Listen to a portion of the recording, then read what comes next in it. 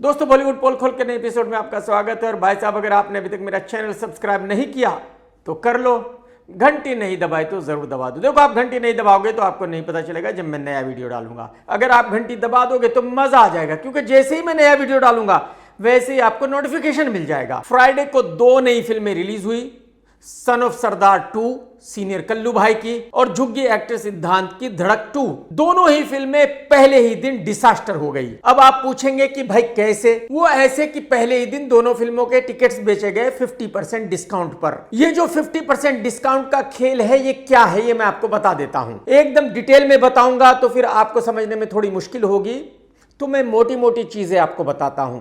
समझ लीजिए कि एक फिल्म एक थिएटर में रिलीज हुई और उसने 100 रुपए का बिजनेस किया, तो 50 रुपए जाएंगे थिएटर ओनर को और 50 रुपए जाएंगे प्रोड्यूसर को। अब अगर निर्माता ने पहले ही 50% का डिस्काउंट दे दिया टिकट पे, तो इसका मतलब यह हुआ कि जो निर्माता के पैसे थे वो उसने छोड़ दिए हैं। जो दर्शक ने 50% पे किया है वो थिएटर ओनर को जाएगा, यानी कि जो निर्माता है वो अपनी फिल्म को 100% फ्री दिखा रहा है। तो सीनियर कल्लू भाई की फिल्म सन ऑफ सरदार ने पहले दिन बिजनेस किया 5.5 करोड़ रुपए का।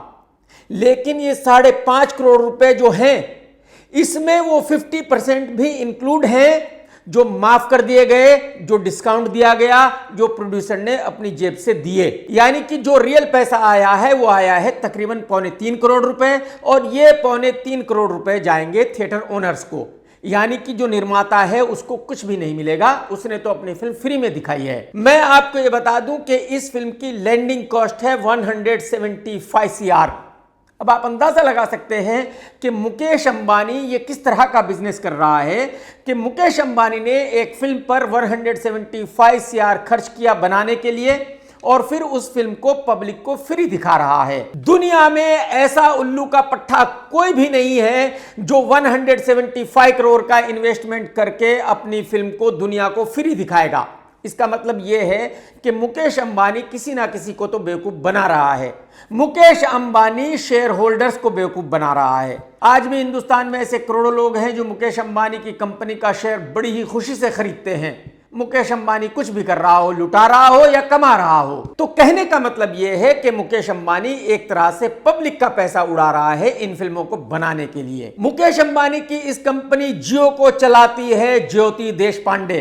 ये औरत है इंग्लैंड से, और भाई साहब हर फिल्म पर इसका बढ़िया सा कमीशन होता है। जब से ये कंपनी चालू हुई है तब से मैडम इस कंपनी को संभाल रही है, और भाई साहब ये मैडम कम से कम 1000 करोड़ रुपए बना चुकी है। क्योंकि इसको भी पता है कि पता नहीं ये जियो में 4 महीने के लिए है कि 6 महीने के लिए है कि 1 साल के लिए है। जाना तो है, तो जाहिर सी बात है जाने से पहले फुल माल बना लेना है। फिल्म धड़क के निर्माता है करण जौहर और जी का भी यही हाल है। पब्लिक का पैसा है, तो जो लोग जी में बैठे हुए हैं वो पब्लिक का पैसा उड़ा रहे हैं। नहीं तो दुनिया में ऐसा कौन बेवकूफ है जो झुग्गी एक्टर सिद्धांत के साथ 50-60 करोड़ रुपए की फिल्म बनाएगा और फिर उस फिल्म को पब्लिक को फ्री दिखाएगा। करण जौहर की पिछली तकरीबन 10 फिल्में सुपर डुपर डिसास्टर हैं, इसके बावजूद भी करण फिल्में बना रहा है। उसकी वजह यह है कि करण ने फंसाया है आधार पूनावाला को। पूनावाला ने करण जौहर की कंपनी में 50% का शेयर खरीदा है। अब फिल्में बनेंगी तो वो पैसा देगा, पैसा इन्वेस्ट करेगा। नहीं बनेंगी तो जाहिर सी बात है वो पैसा क्यों देगा। तो करण जौहर की मजबूरी है कि फिल्में बनानी ही बनानी है।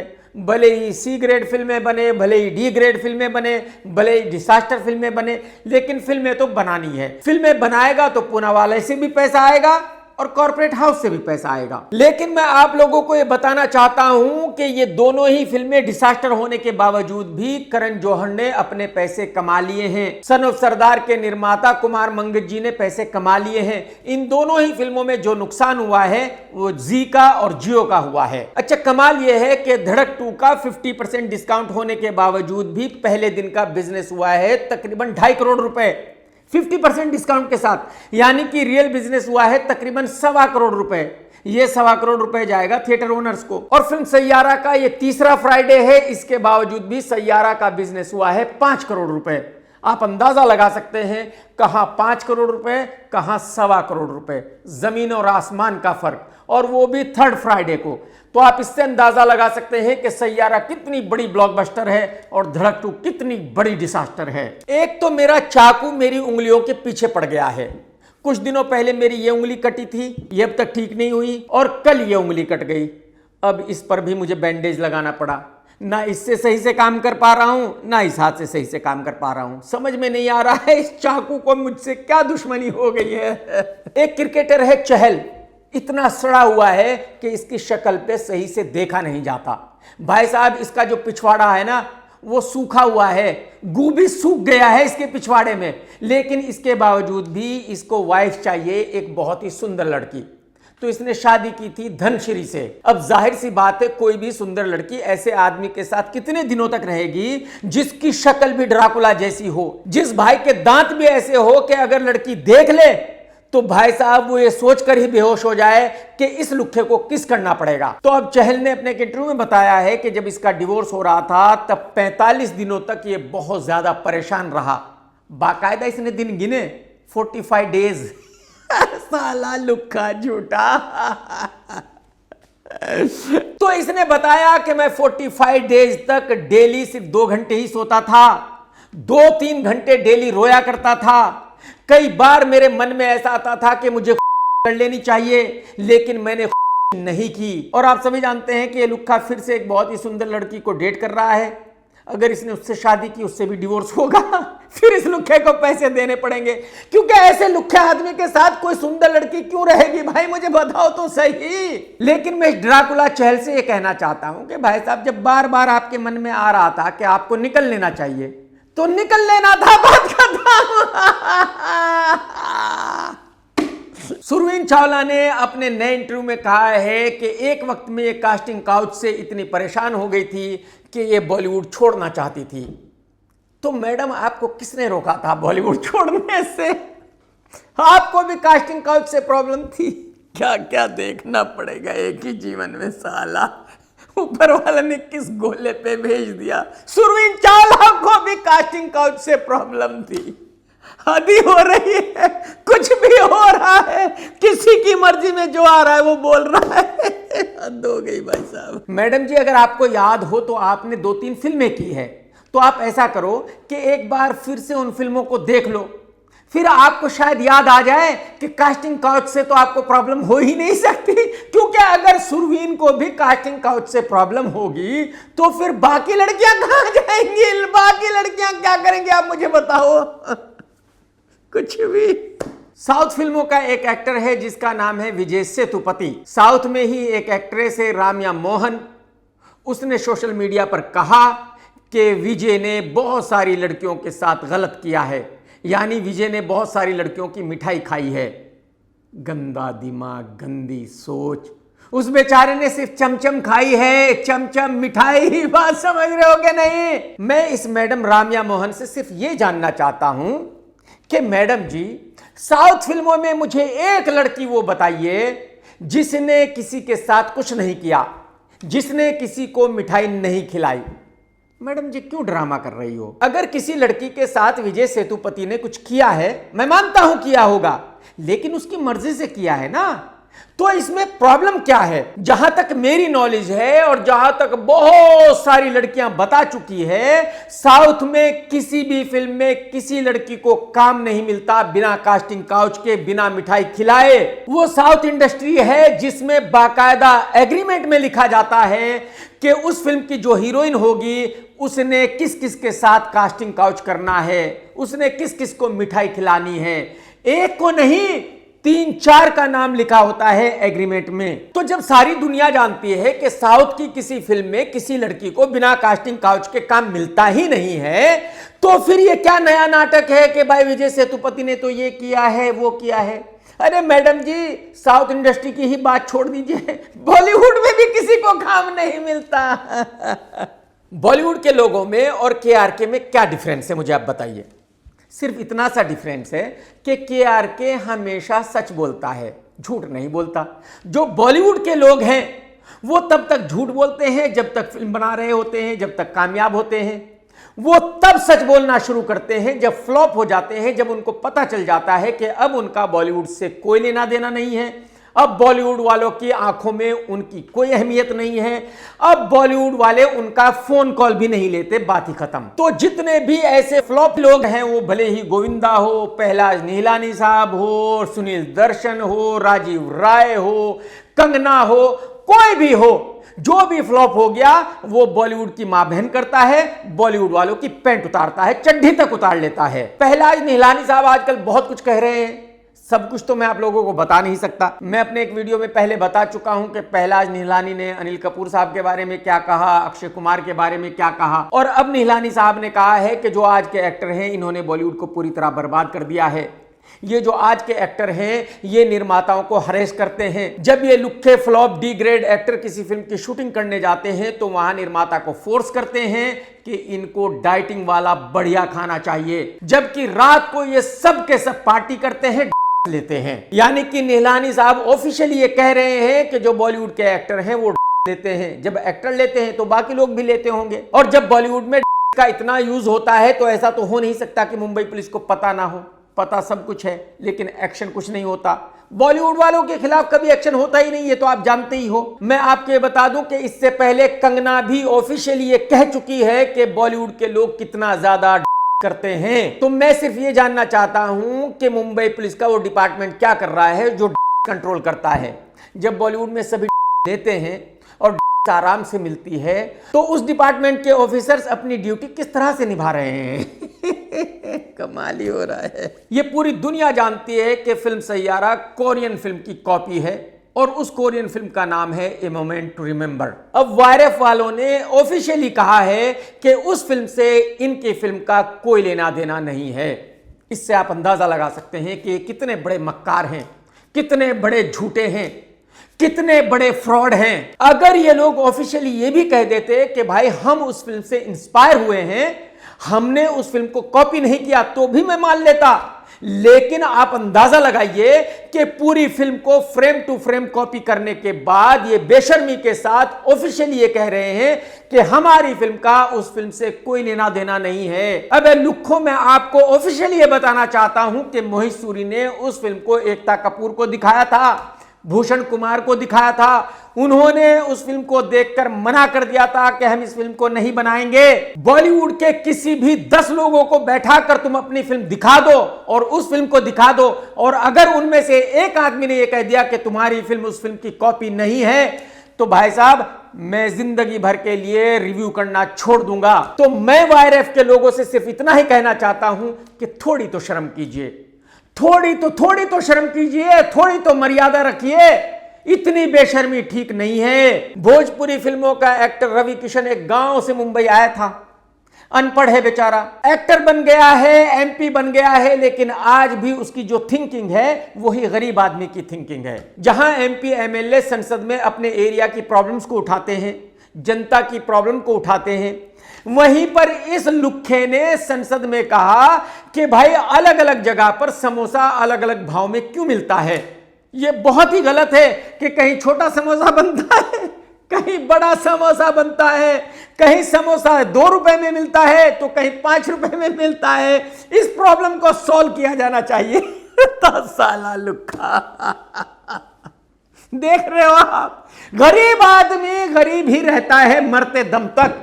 ये पहले भी गरीब था, आज भी गरीब है, मरते दम तक इसकी सोच गरीब ही रहेगी, भले ही इसके पास करोड़ों रुपए आ जाए। मैं रवि किशन से सिर्फ इतना कहना चाहता हूं कि भाई साहब कुछ तो शर्म कर लीजिए, थोड़ी तो मर्यादा रखिए दोस्त, थोड़ी सी तो शर्म कीजिए। सोशल मीडिया का जमाना है और आज की तारीख में हर कोई फेमस होना चाहता है, तो ऐसे बहुत सारे लोग हैं जो भविष्य बताते हैं और वो हमेशा सेलेब्स के बारे में बात करते हैं फेमस होने के लिए। एक भविष्य बताने वाले ने कहा है कि कपिल शर्मा नाम ही निगेटिव है, ये आदमी आज भी परेशान है, कल भी परेशान था, आगे आने वाले वक्त में भी परेशान ही रहेगा। जरा सुन लीजिए आप।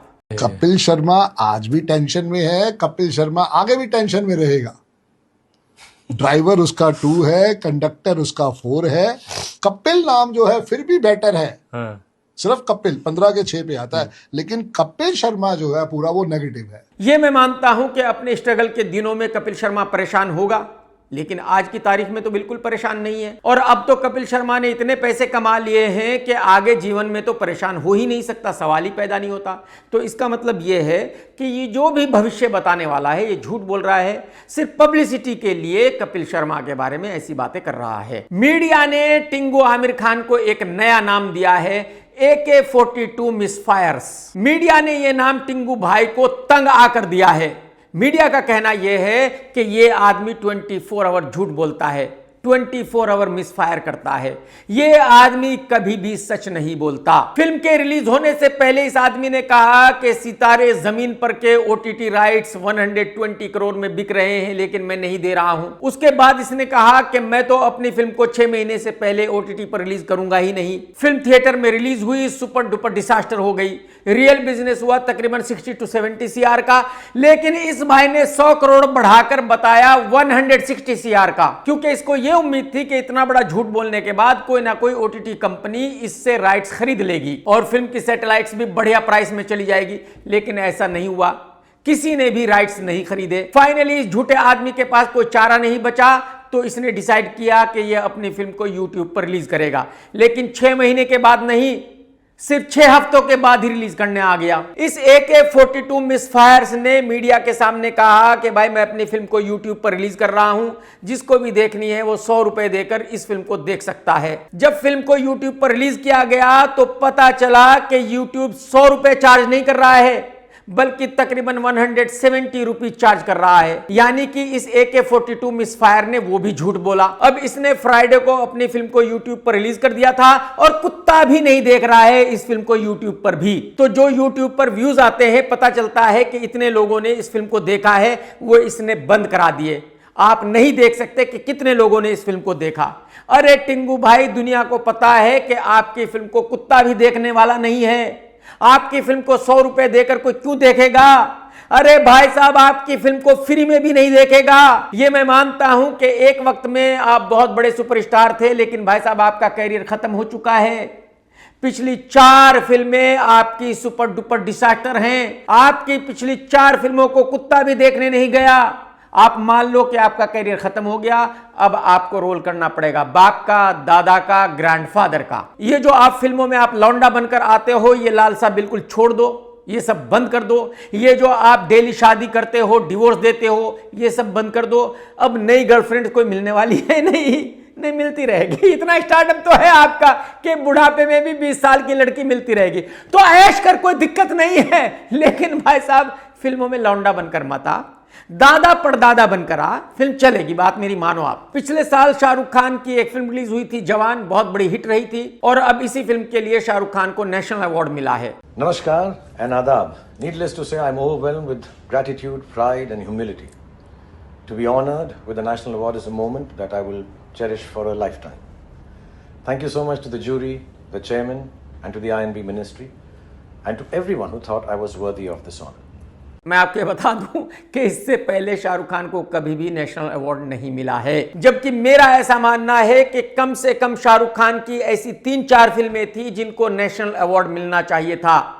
चक दे इंडिया को नेशनल अवार्ड मिलना चाहिए था, क्योंकि उस फिल्म का सब्जेक्ट ही हॉकी था और हॉकी इंडिया का नेशनल स्पोर्ट्स है। फिल्म कभी ना कभी हाँ भी बहुत ही सुंदर फिल्म थी, उसको भी नेशनल अवार्ड मिलना चाहिए था, लेकिन नहीं मिला। शाहरुख खान की स्वदेश भी एक देश हित में फिल्म थी, उसको भी नेशनल अवार्ड मिलना चाहिए था, लेकिन नहीं मिला। शायद film my name is Khan को भी नेशनल अवार्ड मिलना चाहिए था, लेकिन नहीं मिला। और ऐसा सिर्फ शाहरुख खान के साथ नहीं हुआ, बल्कि अक्षय कुमार की भी एक फिल्म थी एयरलिफ्ट, उसको नेशनल अवार्ड मिलना चाहिए था, लेकिन नहीं मिला। लेकिन बाद में अक्की को नेशनल अवार्ड एक ऐसी फिल्म के लिए मिला जिसके लिए नहीं मिलना चाहिए था, क्योंकि उस साल डायरेक्टर प्रियदर्शन के हाथ में सब कुछ था कि किसको नेशनल अवार्ड मिलेगा, किसको नहीं मिलेगा। तो जाहिर सी बात है उसने अक्की को दे दिया, और अब कुछ सालों के बाद अक्की उस डायरेक्टर की 2 फिल्में कर रहा है। इस साल डायरेक्टर आशुतोष गवारीकर के हाथ में था कि नेशनल अवार्ड किसको मिलना चाहिए। गवारीकर की फिल्म की थी शाहरुख खान ने स्वदेश, जिसको नेशनल अवार्ड नहीं मिला था, जबकि मिलना चाहिए था। तो आशुतोष ग्वारिकर ने जवान के लिए शाहरुख खान को नेशनल अवार्ड दिया है। इसका मतलब यह हुआ कि किसी को भी सरप्राइज नहीं होना चाहिए अगर 1-2 साल के बाद शाहरुख खान ग्वारिकर के साथ कोई फिल्म करे तो। बात समझ रहे हो क्या नहीं समझ रहे हो? कहने का मतलब यह है कि सब कुछ बिजनेस है, पूरी जिंदगी ही बिजनेस है। जहां जिसका आदमी बैठा हुआ है वहां वो उसके लिए काम कर रहा है, बात खत्म। सीनियर कल्लू भाई की film sun of Sardar 2 release हो चुकी है और उसमें एक गेस्ट अपीयरेंस है रोहित शेट्टी का। रोहित शेट्टी फिल्म में आता है और बताता है कि वो गोलमाल 5 बनाने वाला है। मेरी तरफ से रोहित भाई को बहुत बहुत मुबारकबाद, ऑल द बेस्ट। रानी मुखर्जी की एक फिल्म आई थी जिसका नाम था मिसिज चटर्जी वर्सेस नॉर्वे। इस फिल्म को भी नेशनल अवार्ड दिया गया है। विक्रांत मैसी को भी नेशनल अवार्ड दिया गया है 12th फेल के लिए।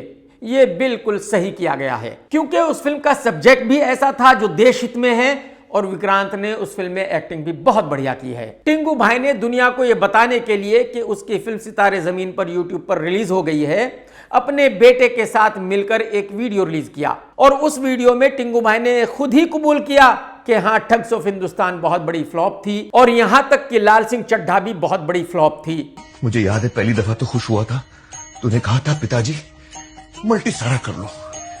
मैंने ठग्स ऑफ हिंदुस्तान कर ली, आज तक गालियां खा रहा हूं। लेकिन इसी वीडियो में टिंकू भाई ने यह नहीं कहा कि सितारे जमीन पर भी बहुत बड़ी फ्लॉप है। आज नहीं कहा, कोई दिक्कत नहीं है, आने वाले वक्त में यही आदमी खुद कहेगा कि यह फिल्म बहुत बड़ी डिसास्टर है। क्योंकि हकीकत यही है कि इस फिल्म में टिंकू भाई का बहुत भारी नुकसान हुआ है। टिंकू भाई ने खुद ही पैसे लगाकर इस फिल्म को बनाया था, कोई कॉर्पोरेट आया नहीं था, किसी ने इस फिल्म को खरीदा नहीं था। टिंकू भाई ने खुद ही इस फिल्म को कमीशन पर रिलीज किया था। किसी ने OTT राइट्स नहीं खरीदे, किसी ने सैटेलाइट राइट्स नहीं खरीदे, खुद ही टिंकू भाई ने इस फिल्म को यूट्यूब पर रिलीज किया है। कहने का मतलब यह है कि यह फिल्म टोटली डिसास्टर है और टोटली सब कुछ जितना भी पैसा आमिर खान का इसमें लगा था डूब गया है। और मैं आपको ये बता दूं कि इस फिल्म का बजट बहुत ही भारी भरकम था, 120 करोड़ विदाउट आमिर खान की फीस। यानी कि आमिर खान को अगर 1 रुपया भी नहीं मिलता तब भी 120 करोड़ रिकवर करना पड़ेगा। 120 करोड़ का मतलब है बहुत बड़ी अमाउंट। इस फिल्म ने थिएटर में तकरीबन 60-70 करोड़ रुपए का बिजनेस किया है, यानी कि आमिर खान को अब तक मिले हैं सिर्फ 25 करोड़ रुपए, यानी कि तकरीबन 95 करोड़ बाकी है अभी रिकवर होना। टिंकू भाई के एल लग गए हैं फुल टाइम। एक डायरेक्टर है जिसका नाम है राकेश ओम प्रकाश मेहरा। राकेश ने 2 बहुत बड़ी फिल्में बनाई, एक थी भाग मिल्खा भाग और दूसरी थी रंग दे बसंती। लेकिन एट द सेम टाइम बाकी बहुत सारी घटिया फिल्में भी इस डायरेक्टर ने बनाई है, एक से बढ़कर एक घटिया फिल्म बनाई है। अब बेचारा काफी बूढ़ा हो चुका है, कैरियर खत्म हो चुका है, बॉलीवुड से बाहर हो चुका है, तो अब ये अजीब अजीब सपने देख रहा है। अब इस भाई ने कहा है कि मैं एक फिल्म डायरेक्ट करना चाहता हूं जिस फिल्म में आमिर खान और शाहरुख खान दोनों होंगे। तो एक ही जीवन में साला क्या क्या देखना पड़ेगा, क्या क्या सुनना पड़ेगा। अरे भाई साहब, मुझे आप ये बताइए, उस फिल्म को आप ही डायरेक्ट क्यों करना चाहते हो? बॉलीवुड में मुझे एक डायरेक्टर बता दीजिए जो उस फिल्म को डायरेक्ट नहीं करना चाहेगा जिसमें शाहरुख खान और आमिर खान हो। कोई भी डायरेक्टर उल्टे पांव चलकर उस फिल्म को डायरेक्ट करना चाहेगा। लेकिन मुझे आप ये बताइए ओम प्रकाश मेहरा साहब कि आपके साथ शाहरुख खान और आमिर खान काम क्यों करेंगे? अरे भाई साहब, आप दिन में सपने देख रहे हो, खुली आंखों से सपने देख रहे हो, कम से कम सो तो जाइए तब तो सपने देखिए, मतलब कुछ भी। अरे भाई साहब, अगर आज के वक्त में शाहरुख खान आमिर खान एक फिल्म में काम करेंगे और उसका डायरेक्शन आपको मिल जाएगा तो फिर तो मान लीजिए कि मैं जुपिटर पे जाने वाला हूं, मैं मार्स पर रहने वाला हूं। अरे यार, कुछ भी फेंक रहे हो यार, मतलब कुछ तो लिमिट रखिए भाई साहब। भाई साहब, आपका करियर खत्म हो चुका है, आपका वक्त आ गया है आराम करने का, आमिर खान शाहरुख खान की फिल्म डायरेक्ट करने का नहीं। बात को समझ रहे हो? कंट्रोल कीजिए भाई साहब। हर साल बिग बॉस आया करता है और उसको होस्ट करने वाला एक ही आदमी है, सलमान खान, क्योंकि सलमान के पास बेचारे के ये एक शो ही बचा है और तो कुछ है नहीं। पिछले 10 साल से कोई फिल्म हिट हुई नहीं, एक के बाद दूसरी डिसास्टर फिल्म आ रही है।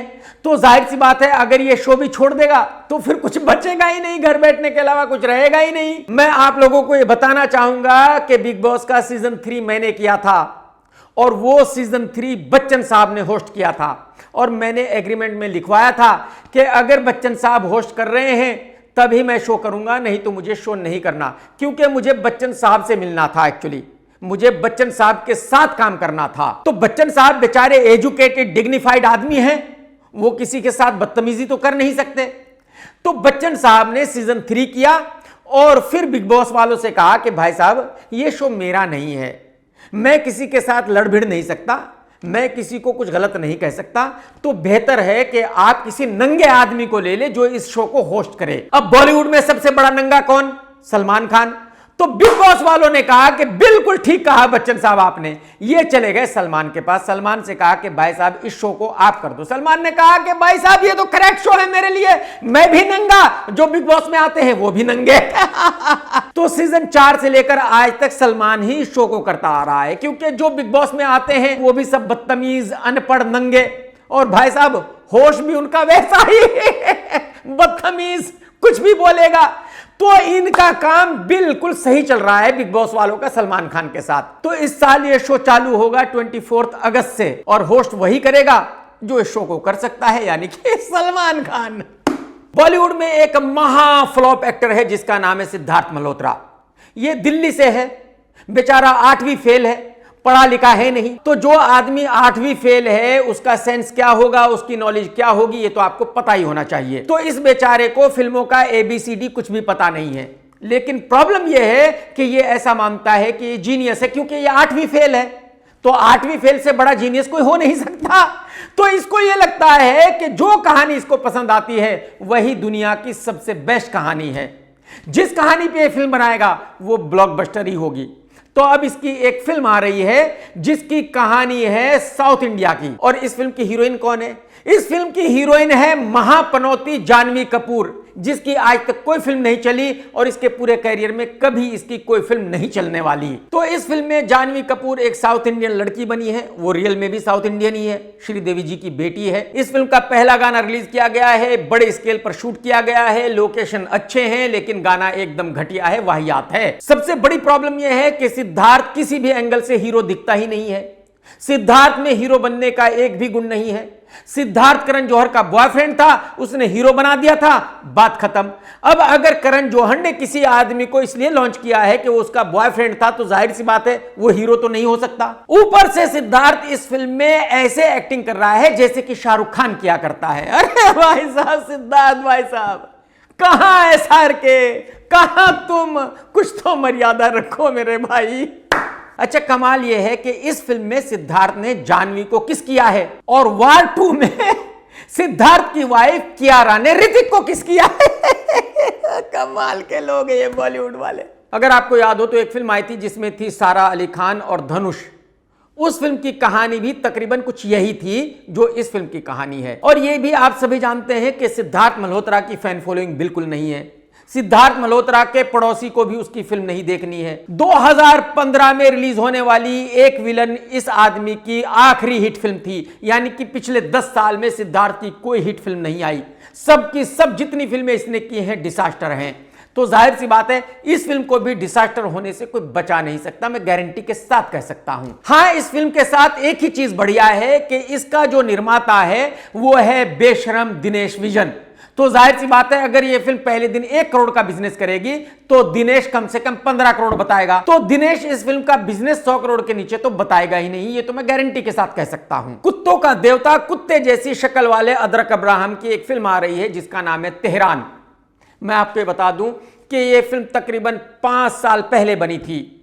5 साल से बनकर यह फिल्म पड़ी हुई थी, रिलीज नहीं हो रही थी। यहां तक कि कोई OTT कंपनी भी इसको नहीं खरीद रही थी। फाइनली इस फिल्म को खरीदा है जी ने।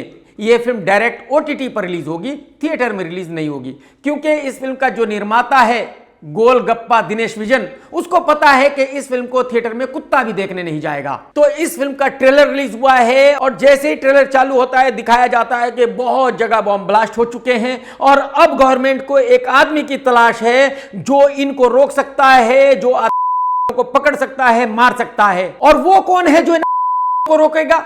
वो एक ही आदमी है, जॉन अब्राहम, क्योंकि फिल्म का हीरो वो है, कोई और तो ये काम कर ही नहीं सकता। हर फिल्म की यही कहानी है कि वो एक ही ऑफिसर है जो को रोक सकता है, जो देश को बचा सकता है। वो या तो जॉन अब्राहम है, या तो ऋतिक है, या तो विद्युत है। ये लुक्कों को बॉर्डर पे भेजो लड़ने के लिए पाकिस्तान के साथ, फिर आर्मी की क्या जरूरत है? दो गई यार। अब अदरक अब्राहम इन के पीछे लग जाता है भाई साहब, और शूटिंग हो रही है जॉर्जिया में, थाईलैंड में, रोमानिया में। मतलब पैसे उड़ाए जा रहे हैं। हर देश में अदरक अब्राहम जा रहा है, को खत्म कर रहा है और देश की रक्षा कर रहा है, ठीक उसी तरह जैसे कि धाकड़ में कंगना दीदी किया करती है। इस फिल्म की सबसे बड़ी प्रॉब्लम यह है कि अदरक अब्राहम में एक भी गुण नहीं है हीरो बनने का। अदरक अब्राहम किसी भी एंगल से हीरो दिखता ही नहीं है। अदरक अब्राहम की फैन फॉलोइंग जीरो है। अदरक अब्राहम की लाइन से फिल्में फ्लॉप हैं। अब से कई साल पहले अदरक अब्राहम की एक फिल्म चली थी जिसका नाम था परमाणु, और अब अदरक अब्राहम की उम्र ऐसी हो गई है, उसका फेस ऐसा हो गया है कि उस फेस पर देखा नहीं जाता। मतलब वो फेस एकदम 100% विलन का फेस है, हीरो का फेस रहा ही नहीं। और ऊपर से इस फिल्म की कहानी ऐसी है जिसके सर पैर बिल्कुल नहीं है। इस सब्जेक्ट पर पता नहीं कितनी फिल्में बन चुकी है और लोग इस सब्जेक्ट पर बनी हुई फिल्मों को देखकर थक चुके हैं। तो कहने का मतलब यह है कि इस फिल्म को भले ही थिएटर में रिलीज ना किया जा रहा हो, OTT पर रिलीज किया जा रहा हो, इसके बावजूद भी इसको कुत्ता भी देखने वाला नहीं है। यह फिल्म OTT पर भी सुपर डुपर डिसास्टर ही रहेगी। दोस्तों, अगर आज का वीडियो आपने देखा है और आपको पसंद आया है तो लाइक करना बिल्कुल मत भूलना। लाइक जरूर करना यार, लाइक कर दिया करो भाई साहब, और कमेंट्स करके जरूर बताना कि आज का वीडियो आपको कैसा लगा। टेक केयर दोस्तों, tata bye bye, love you, जय हिंद, सत्यमेव जयते।